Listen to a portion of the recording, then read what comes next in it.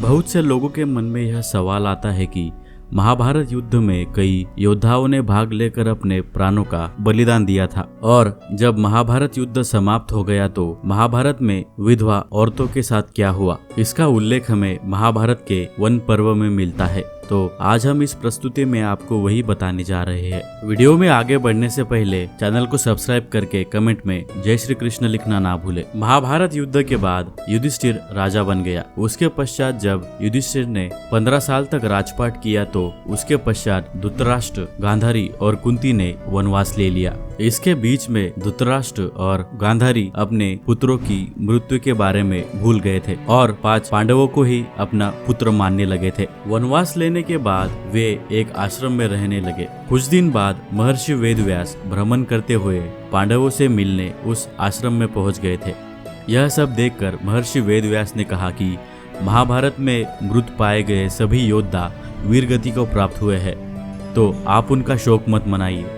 वे सभी स्वर्ग या फिर दूसरे लोकों में सुखी पूर्वक निवास कर रहे हैं। वे सभी अपने अपने लोकों में अति प्रसन्न है। परंतु महर्षि वेदव्यास के इन कथनों से उन लोगों का दुख दूर नहीं हुआ। तब महर्षि वेदव्यास ने सभी को कहा कि अगर आप लोगों को मेरे द्वारा कही गई बातों पर विश्वास नहीं हो रहा है तो आज रात मैं आप सभी को अपने परिजनों से मिलवाऊंगा। यह बात सुनकर पांडवों सहित सभी के चेहरे पर हल्की मुस्कान उभर उठी।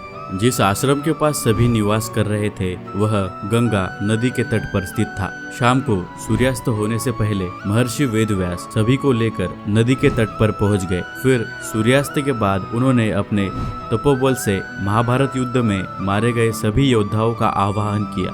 महर्षि के आह्वान से सभी योद्धा एक एक कर गंगा जल से बाहर निकलने लगे।